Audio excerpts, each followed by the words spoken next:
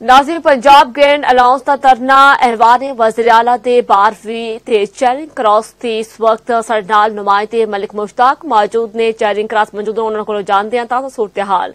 जी Malik Mushtaq, update करियो।